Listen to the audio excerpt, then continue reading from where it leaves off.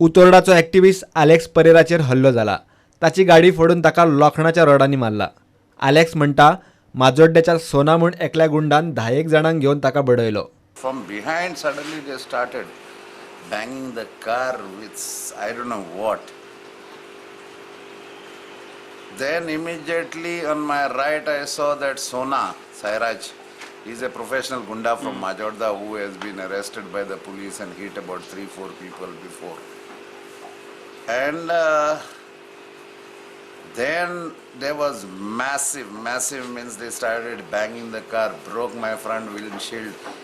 One of his rod with Sona was only attacking me on the right. And I know him very well. And I got one shot here, second one I blocked with my hand.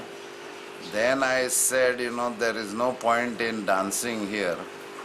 And I put my car in manual mode. Within this all happened in 5-10 minutes.